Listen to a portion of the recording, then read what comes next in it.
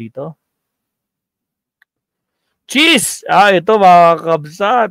Oh my God, mainit-init na balita to mga kakabsat. Isiningit sa budget ang 142 pork barrel para sa mga senador na boboto sa kill impeachment ops ? Pakinggan nga natin to. Sige, buenos dias, buenas tardes.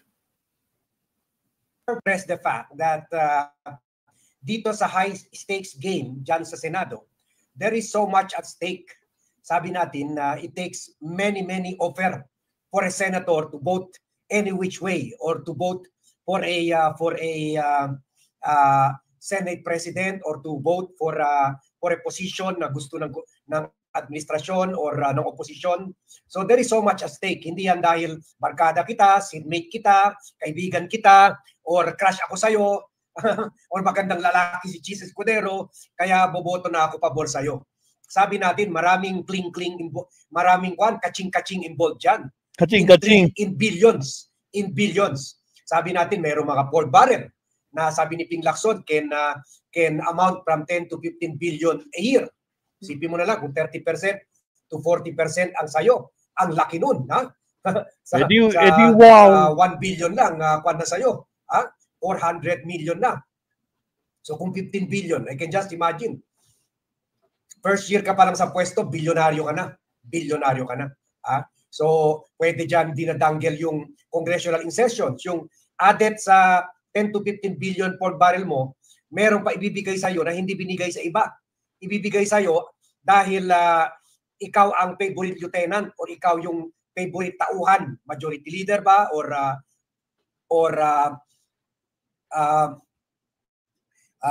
second in command ka kay Cheese, ganun, ha? Pro tempore, ha? So position, ganun. Pagkatapos meron pang mga committee na kung saan malaki rin ang budget monthly. So tiba-tiba talaga ang at stake. Kaya pera ang pinag-uusapan dyan. Hindi lang yan yung, wala na sa kanila dyan yung prinsipyo, yung mahal sa bayan. Wala na yan. Pera lang talaga in the end. Kaya may tama na naman si VAT. Kasi meron expose, yung politico.com na reliable social media site. At meron sila scoop, politico scoop na nagawa at lumalabas dito na excuse me. Nice ka lang, sir. Bilaukan ako sa laki ng budget involved. Paktay tayo dyan. Nakakainis. Nakakagalit. So according to the politico.com report, yan o. Pwede nyo i-check yan sa website ng politico.com. Ang title ay Siksik sa Ham and Cheese. Escudero inserts 142 billion in the 2025 budget to benefit allies. Last minute yan.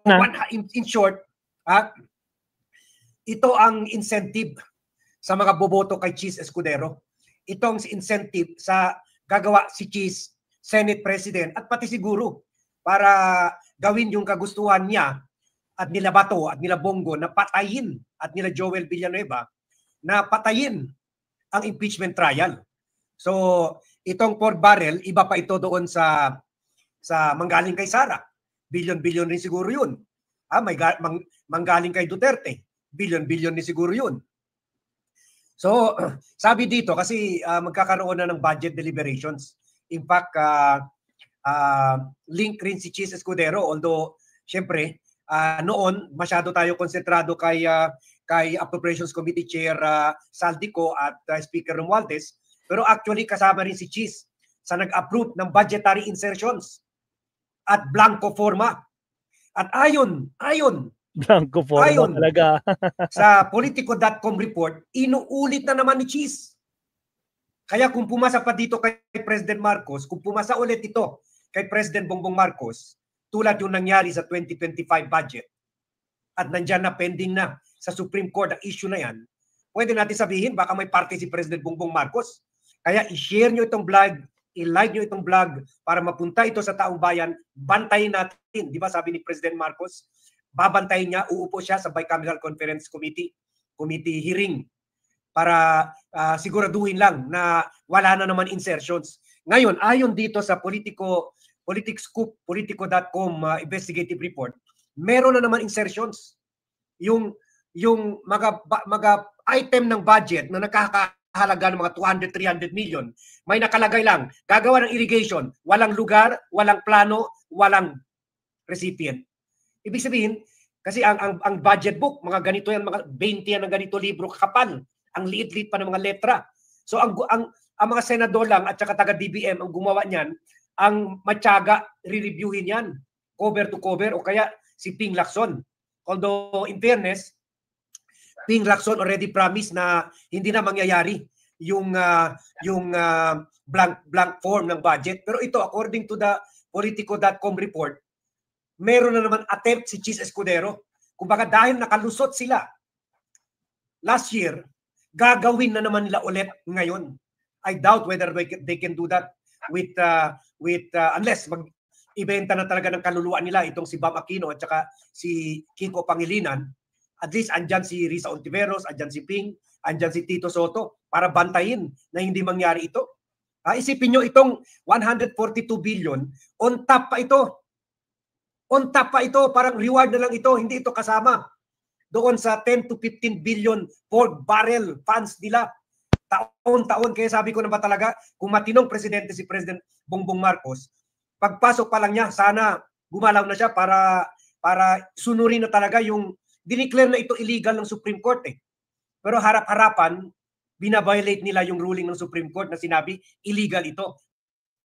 Old Spice keeps your bits fresh all day. Naarangan na naman tayo, Ma'am Pat. Wait lang. Mahaba-habang kanto. Okay, sa mga bagong pasok dyan, huwag kalimutan mag-like and subscribe, mga kakabsat. Baka naman. Dalawang harang pa. Ilan na yung like natin? 100 daw. Ay, 88 pa rin yung like, mga kabsat. Baka naman. Konti na lang. Malapit na sa 100, mga kabsat, no? Like po tayo, mga kabsat. Alright. Okay. Ito na.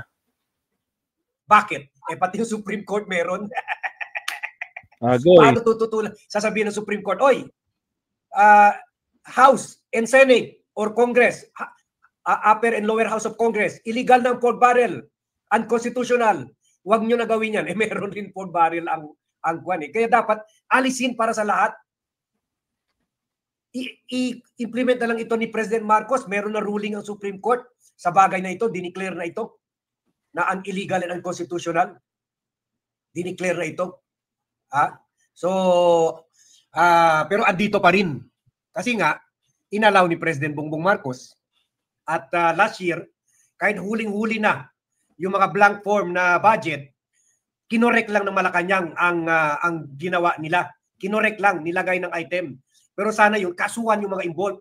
Si Chis Escudero, si Romualdez, Saldico, Grace po na head ng Finance Committee.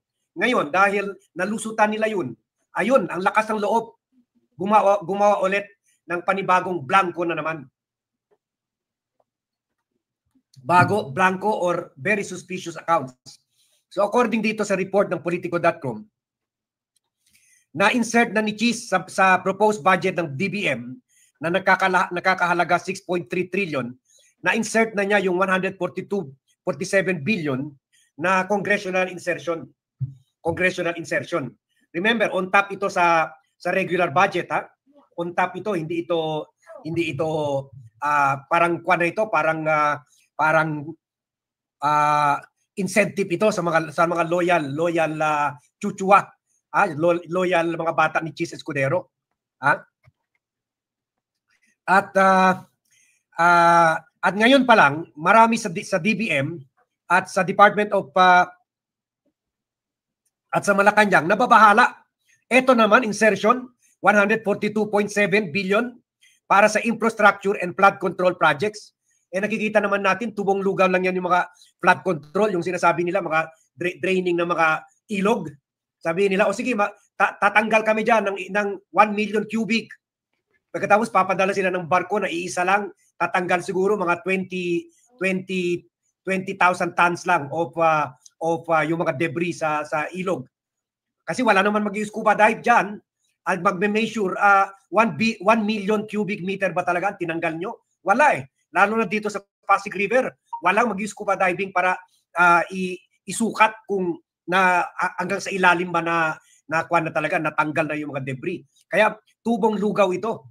Mga 50 to 70% ang tongpats dito. Ibig sabihin, kung ang budget ay 200 million para sa flood control, 100 million limpyo kita. Yan sa budgetary insertions, ha? At maraming sinasabi politically motivated ito para ito ang ginagawa niya panuol sa mga di umano sa mga senador na susuporta sa kanya at senador na boboto para patay ng impeachment. Yan pang ang masakit. Tayo na gustong-gusto na ituloy yung impeachment, tayo pa pala ang taya. My goodness. Parang ginigisa na talaga tayo sa sarili nating mantika. Kaya i-share nyo itong vlog, i-like nyo itong vlog. The whole Filipino people should know about this. At dapat tayo lahat babantay dito. Kung pwede mag-araw-araw tayo mag-rally sa labas ng Senado during the budget deliberations, gawin natin. Ha? At sabi dito sa report, sana mag-react si Cheese dito sa report ng politico.com.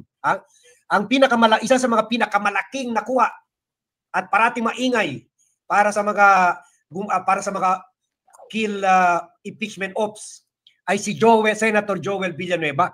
According dito sa report, si Joel Villanueva, out of the 142.7 billion, si Joel Villanueva, yung lugar niya na Bulacan, ay tatanggap ng 12.8 billion Oy, wow. para sa flood control at infrastructure. 12.8 billion. Isa pong batang nangarap magka-PC, maglaro unlimited sa bahay. Kaya nakita nyo, kung gumalaw si Joel Villanueva, kulang na lang maghubat at magsayaw ng TikTok para lang pa-impress kay Cheese Escudero. Lahat na lang gustong gawin ni Cheese Escudero. Siguro kung sasabihin ni Cheese Escudero, Joel, hugasan mo nga yung nightgown ni Heart Evangelista. Baka mabilis pa sa kitlat si Senator yung alalay niya, Joel Villanueva, mabilis pa sa kitlat. Sabi, yes boss, andyan na ako. Sige Heart, maghubat ka na. Yan. Pati gusto mo Heart, pati sapatos mo. Lilinisin ko Heart. Ilan ba sapatos mo? 100? Lilinisin ko yung lahat. Grabe. 12 billion ba naman? 12 billion pesos. Buti kung pera ni Heart yan. Buti kung pera ni Cheese. Pera natin yan. So yan mga chuchuan ni Cheese. Yun ang malalaki. Si Bongo, kahit sa opposition at kahit papatay na lang si Marcos, kulang na lang patayin si Marcos. Meron rin nakalaan, according to the billionario.com report, 3 billion. At nakalagay pa doon sa budget on behalf of Senator Bongo, totaling 3 billion. Wow. 3 billion. Sabihin natin 500 million ang 50% ang tongpats dito, 1.5 billion na yan. In 1 year lang yan. In 1 year lang yan.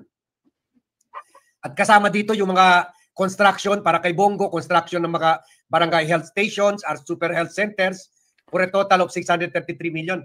Alam nyo doon sa Zamboanga, gumawa si Bongo ng 3 super health centers, including sa barangay ko, di ba? Meron ako parmasya doon. Tuwang-tuwa ako dahil meron ako parmasya may super health center. Mantakin nyo, nabuksan yung super health center, walang laman sa loob, walang kuryente, walang tubig, walang tao, walang doktor, walang kama. Alam nyo sino ang nandun sa super health center na yun? Kambing. Mga kambing. 3 ganun sa Zamboanga City. 3. Puro kambing. Kung gusto nyo, i-google nyo. Unused super health center sa Zamboanga. Naging election issue nga yan sa mga administration candidates. Kambing. Ang nakapaligid. Walang tao, walang doktor, walang nurse. Ginawa lang yung building para lang ipakita may building. So, ibig sabihin, 50% ang tongpats doon o 70% ang tongpats kasi mahal yung mga medical equipment. Mahal yung mga x-ray, Yung mga MRI, mahal. Minsan, mas mahal pa sa building. Ganon. One of these days, ipe-play ko dito yung racket ni Bongo, ha? Yung nangyari sa Zamboanga City, pakita ko sa inyo. Okay. Kasama dito sa 3 billion, 50 barangay health station, rural health units, and super health centers na pinapunduhan ng 3 to 10 million each para sa Batangas, Palawan, Laguna, Camarines Sur. At ishare nyo ito para makita ito ng mga DDS. Yung mga sinasabi nyo, malasakit. Hindi yan malasakit, malabulsa yan. Malabulsa. At meron rin si Bongo, 83 million for completion of repair of rural health units. At 400 million for hospitals run by local government units and the Department of Health. Yan. Tiba. Sana all. Pera natin. Tayo na nga ito, gusto matuloy yung impeachment, tayo pa pala ang magbabayad sa mga senator na papatay sa impeachment. Grabe naman. Kaka-high blood ito. Kape na lang tayo. At siyempre, hindi magpahuli si Cheese. Kung si Joel Villanueva meron 12.8 billion at si Bongo may more than 3 billion, hindi papahuli si Cheese. Meron rin siya 9.1 billion. Yun. Ang tanong, magkano kaya sa ibang senador? Bam, Kiko, how much is that doggy in the window? Ito bang dahilan kaya susuporta daw kayo kay Cheese? Bam, Kiko, balato. Happy na naman si Shawi. Shopping na naman sa Milan. Grabe naman si podcast. Actually, maganda lang sa Instagram ng Milan. Hindi ako believe. Maganda pa mag-shopping sa Paris, France, at sa Switzerland, at sa Austria. I enjoy shopping in Austria. Sa Milan, pangalan lang. Pwede na. One of the world's second oldest mall andon kasi. Okay. So 9.1 billion. Breakdown. Ito. Share. Share nyo itong vlog. Like nyo itong vlog. Para mag-abang na yung mga tao dito sa mga lugar na ito. Bantayan nyo. Kung napunta ba itong project sa inyo o sa papel lang ito. Sa papel lang. Share. Mindoro. Para daw sa mga projects. Mindoro. 8 billion, 37 million. 8.3 billion. Batangas, 7.3 billion. Davao, 7.2 billion. Uy, ito siguro kay Bato. Misamis Occidental, 6.5 billion. Quezon Province, 5.9. Ay, hindi pala. Sorry. 9.1 billion kay Cheese Escudero lang. Kay Cheese lang. Sa kanya lang. Hindi nakalagay dito kung saan mapupunta. Pero ito pa yung malalaking project. Ang question, sino kayang senator tatanggap nito? Kanino kayang senator nakapangalan? So ito, walang pangalan ng senator, basta lang meron na nakalakan budget. O Bam, baka ito sa iyo Bam. 8.3 billion sa Mindoro. Kiko, baka ito sa iyo. 7.3 billion sa Batangas. Kasi ang senator kahit saan parte ng Pilipinas pwede gumawa ng project. Oh. Meron 7.2 billion sa Davao. For sure either Bongo na ito or Bato de la Rosa. Baka si Bato. Kaya nagbubula na sa bunganga. Mag-file lang ng mga resolutions, patayin ang impeachment. 7.2 billion Davao, 6.5 billion Misamis Occidental, Quezon 5.9 billion, Cavite 5.6 billion, Valenzuela City 4.2 billion. Di kaya kay Erwin ito, baka bibigay na rin si Erwin Gatchalian. And Cebu 4 billion. Cebu so ang pinakamalaki, yung sinasabi ko sa inyo, tubong lugaw, kaya tuloy-tuloy ta rin ang baha at kalamidad sa atin kahit magkano yung binuhusa daw ni President Marcos, 600 billion, 300 to 600 billion, tuloy-tuloy pa rin ang baha at makasakuna. So ito naman, nilaan ni Cheese Escudero ng 17 billion sa 10 areas all over the country para lang sa flood control projects. Nakita ng Politico.com, for example, in general na Quezon, nag-budget si Cheese ng 150 million para sa Agos River. Phases daw ito. At sa kabuuan, magiging 750 million ito.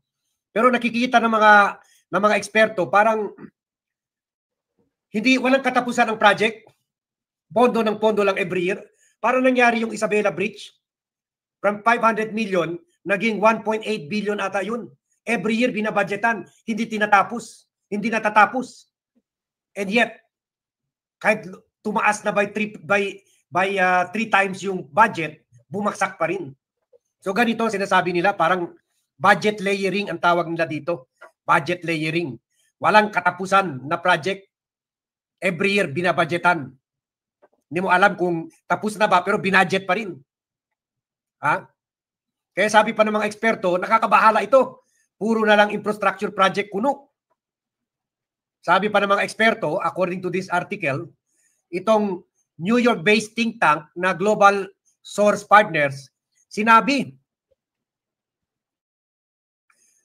bumaba yung pera sana para ibibigay sa mga mahirap o pangtulong sa mga mahirap, sa medisina at kung ano-ano pa, na bumaba from 33.4% to 29.2%. Pagkatapos umingkrease naman yung para sa infrastructure. Siyempre naman, ayaw nila ng medisina. Kasi yung mga medisina, hindi mo naman pwede i-stock ng truck ng medisina sa bahay mo. Mag-expire yan. Siyempre, gusto nila yung infrastructure kasi pera at walang expiration. Kahit mga project abot ng 5 taon ang construction, every year binabudgetan. Okay lang, hindi mabubulok yun. Walang expiry date yun. So yan, ha? Nakita nyo na.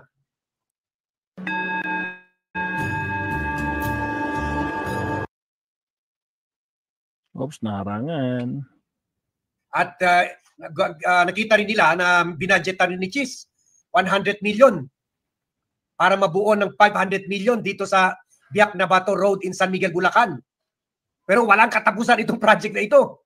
Nakikita nila, na lang, parang every year nilalaan na ng budget. Pero walang ginagawang trabaho. Ha? Nakita rin nila yung mga eksperto, yung San Miguel Cebu Road. 4 times na, 4 years na binadgetan ng 100 million per year. Hindi rin natatapos hanggang ngayon. Daan lang ito. Daan lang. Grabe. So ito yung mga ginagawa nila, mga kwan.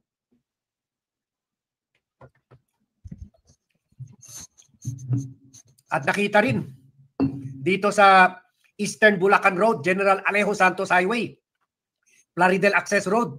Every year, naglalaan ng 100 million para sa solar street lighting. Pero wala pa rin lighting. At hindi nila alam kung saan nilagay. Tragis. Oh my goodness. Oh my goodness. At meron rin 500 million para sa nationwide implementation ng flood control initiatives. Naku, yan na naman. At meron lang nakalagay, and I quote, construction of flood mitigation structures nationwide with 500 million. Pero sabi dito sa article, without clear definitions, oversight of these funds becomes nearly impossible, opening the door for ghost projects or politically influenced implementation. So, maglagay sila sa budget, construction of flood control mitigation structures nationwide, 500 million ang allocation, walang nakalagay saan ba ito lugar, sa Basilan ba ito, o sa Zamboanga City ba ito, basta lang andyan yan. Walang nakalagay. So, ibig sabihin, pwede nila kunin yung budget na yan. Bad, baka dito sa Baguio, binabaha kami dito sa Baguio, sa bundok. Tragis. Pwede maging ghost project yan. Hindi lang tong 50-70% tong PATS, kundi 100% tong PATS. 100%. Yan. Share nyo ito. Very important expose ito. I-share nyo ito. Lalo na para malaman ng taong bayan paano tayo ginigisa sa sarili natin mantika. Yan. Ha? At meron rin. Nilagay si Cheese ng 1.8 billion para sa healthcare improvements daw. Pero mapupunta sa pagbili pala ng motor vehicles. At kotse para sa government and military units. Paano maging health improvement? Government and military units. Ito pang sip-sip na lang sa mga local government officials na tumulong sa kanya. So dito, nakita nyo, totoo yung kwan. Kung totoo itong investigative report ng Politico.com, totoo talaga yung blank budget. Tama talaga yun. Ngayon naman, meron item, walang beneficiary, walang lugar. Minsan, isang project, 3-5 times binabudgetan. For example, sabihin nila, 100 million para sa stadium doon sa lugar ni VAT. Tapos ilagay rin nila, 100 million para sa stadium, 100 million, gano'n, iba-ibang pahina. Pero actually, yung 100 million, yun na yun. Yung 400 million, bolsa na nila. Kasi sila lang alam eh. Pati yung DBM, pati yung COA, hindi alam. Saan ba itong project? Paano ma-check ng COA kung wala nakalagay lugar ng project? Yan, ha? Yan. Nangyari na yan. Last year. Tayo naman, fair tayo. Kahit in-expose yan ng mga Duterte, pero totoo yan. Totoo yan. Ha? Nakita yan nila sayang lang, wala na sa pwesto ngayon.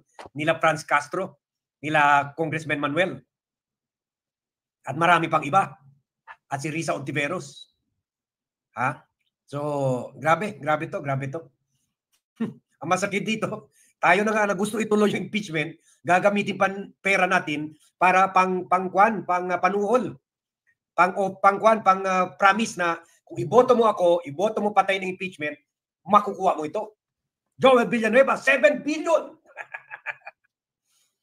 Tiba. No wonder. Kuan na ito si Joe. 12 billion, 12.8 billion. Kaya kung makita nyo sa news na nagwawala si Joel, na parang kumikislap pa yung mata, alam nyo na kung ano ibig sabihin nun. Tayo dyan. Anong agreement nila? According dito sa politico.com report. Ay. Shocking and very discouraging. So sige, right. Dito na ako. Chato na ako ng high blood dito. Grabe mga kabsat, no? Isiningit na budget. Grabe, 142. Sir Leo, 142, saan ka pa? Diba? 142 billion. Utragis. Billion yan mga kabsat, hindi lang milyon billion, letter B. Mga kabsat letter B. Nako pa. Ayan ba ang mga plano nila? Agoy, nabibisto na sila tuloy. Para sa kalsada, buo, pilit sirit sarili. Kung totoo yan, may tiwala pa rin ako kay PBBM na may veto yung pork barrel nan. Masasawata yan kasi at kung may mga tunay na proyekto, dapat makita natin at napakapakinabang sa kababayan nating naghihirap. Yes, tama.